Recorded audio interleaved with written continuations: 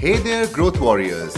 Welcome to the Grow Daily podcast. I'm your host, Piyush Agarwal, and this is the 33rd episode of this podcast series.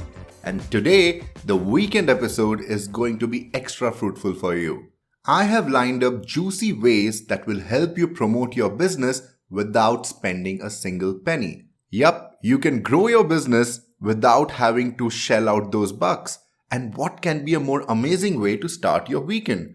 So, I hope you're excited about it and looking forward to it, because on this podcast, that's what we do. I am Piyush and I help all of you grow your business consistently. This podcast is for entrepreneurs, solopreneurs, anybody with a side hustle, and anyone who wants to grow their business online or offline. Because growth is something that can be achieved only by doing things every single day consistently. Smart things, smart ways of getting things done. So without further ado, let's get started with today's episode. We have all heard this several times that we live in a golden era. An era when running a business is supposed to be super easy. Now, I don't know how many of us agree to that. Yes, this is a golden era. There is a lot of opportunities available and anything that you can think of can become a business today. But that doesn't really mean that it's easy to run a business. It's as difficult as it was in the earlier times. With more revenues, there's more competition. There are more people jumping into running businesses, and that means that there are more people that you need to please in order to meet your numbers. Also, there are so many different ways that you can promote your business today that it can get really confusing. And then there are those online ads. They really drain your wallet with very little information on if they are really getting you the kind of conversion you expected. If the ads are really getting you customers that are making you money or not. Because at the end of the day, you spend money to make money. Now, being a business growth consultant, I am asked this question several times on how I can optimize my ads, how I can get better conversions on ad, but that's for another day. Most of the time, I tell them that, hey, apart from ads, what are the other strategies that you're using to market your business today? Do you have other ways of promoting your products? Or are you completely relying only on ads to get you those clicks? A lot of times the responses are mixed ones. People say, yeah, they are sending out a few mailers or they have this social media page. But when you start digging into what's the strategy they have behind those channels, you realize that there's very little going on there. And that's where my expertise come in helping people identify the channels that would work best for their business and also ways to grow their business without just relying on ads. Now, in this digital age, if you are a business, most likely you do have a website online. In case you are just running on one of the social media platforms, you may have given your website a miss, but I would say in that case, go ahead and get a website. Having a website is way more than just having a .com name. It becomes another shopfront which will help you sell and make you a bigger brand. It helps people discover your brand and gain you traffic organically. Customers from places you never expected. So the first method involves you to have a blog or a website. It's very easy to get started on your website if you don't have one. You can simply buy hosting and domain and install a WordPress package, put on a theme and add the content. And that's all. That should be good enough to get you started. Obviously, there are a lot of bells and whistles that you can apply to make sure that your site really works well, but let's not get into that right now. The whole idea is that you should be using your website or blog to promote your brand. By the way, you must be thinking that Piyush is making this sound really easy. And I agree that it's not that simple as well. Just having a website would not ensure that you start getting traffic. You need to have a strategy behind that storefront. So if you have had a site for ages and you have been one of those people who thinks that that's just for show and that's not really doing much for your brand, that's because you don't have a strategy around your website. A website will only benefit your brand if it's looked after in a particular way. It needs to be updated more often. You need to put out content on your blog. You need to be doing things on your blog and website that will let people find it, discover it on Google. And most importantly, you need to have it optimized for search engines.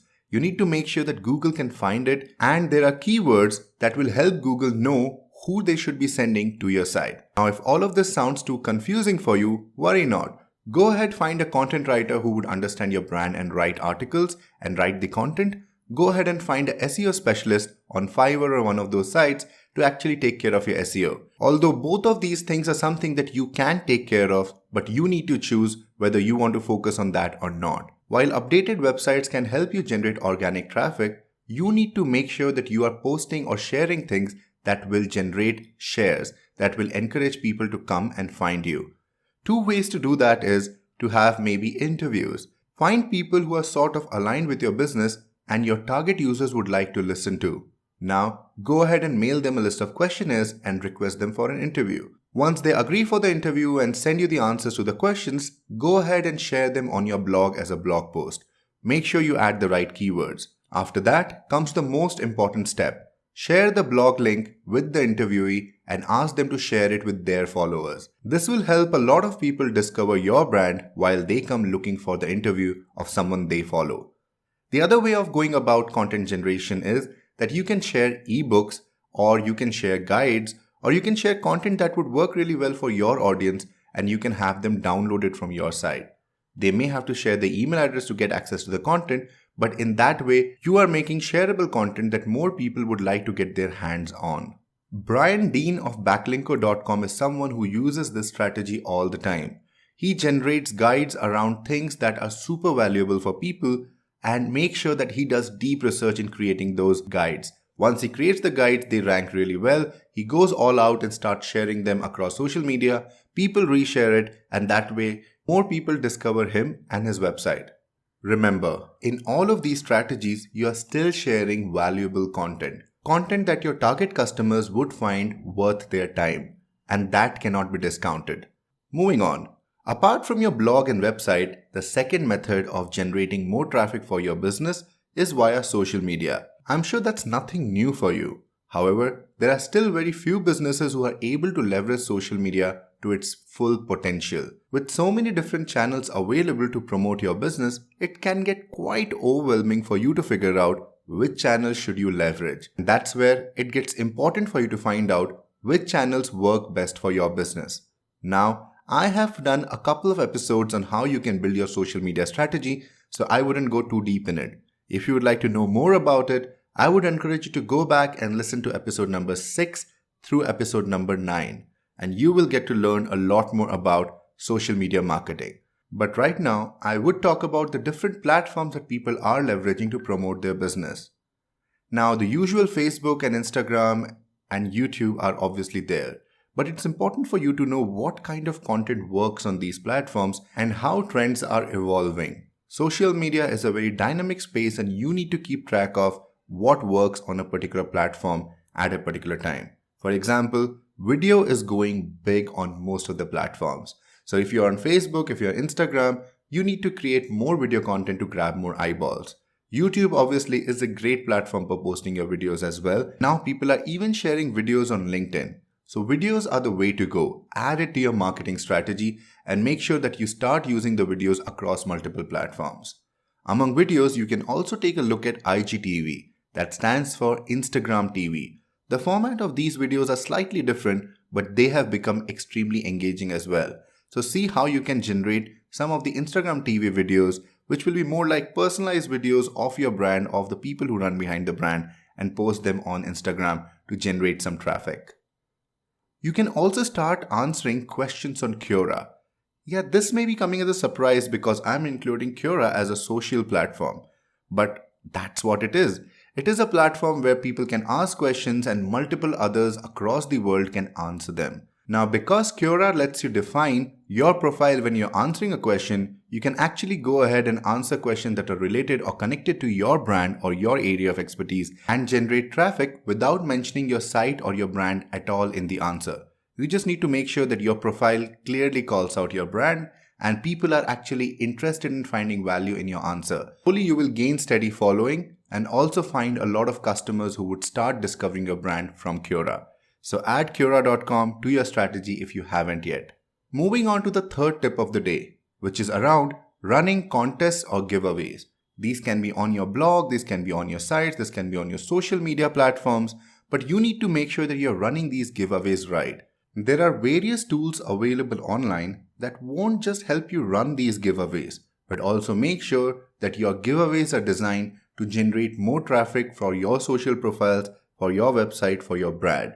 You can get more likes, you can get more follows by running a good giveaway, by running a good contest. So make sure you're leveraging these tools. Couple of them that come to my mind immediately are Rafflecopter, and there's one by sumo.com as well.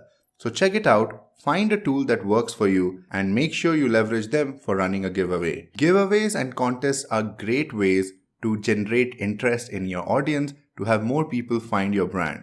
But you need to think about it before you just go all out. You need to make the prize as exciting as possible, and also need to ensure that people can participate in the contest very easily. If the contest is very difficult for people to participate, you may not have as many people entering their names in the raffle as you wanted to in the first place. Make sure you're spending a lot of time in deciding the prize and designing the game, the contest, because that will ensure how successful it's going to be for you. It's one of the oldest and the simplest way to generate traffic. I'm not a big fan of the discount strategy, that is you just giving discounts away to gain traffic.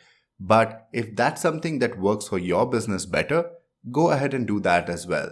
However, do run contests that will excite people and that will make people tell others about your contest. The fourth tip of promoting your business without spending money on ads is one of my favorites. And this is super powerful if done well. But a lot of people don't leverage it because it requires work. I am talking about partnering with other brands and individuals.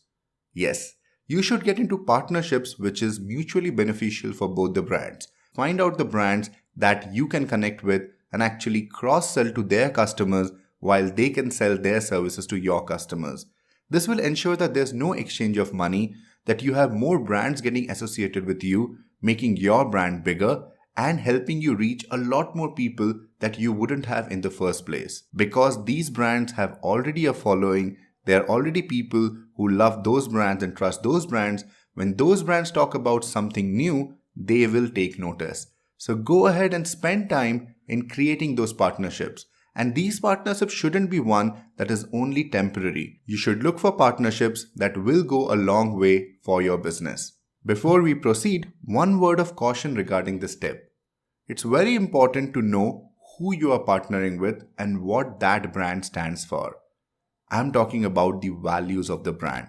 You need to make sure that the values of that brand and the personality that you are connecting with matches to your brand value and your personality. Because your fans will also be finding out about the partnerships and they wouldn't like if they don't trust the brand you're partnering with. So be clear on who you're partnering with, make sure that your values match with theirs, and ensure that there's no clash that would make you lose the people who follow you today.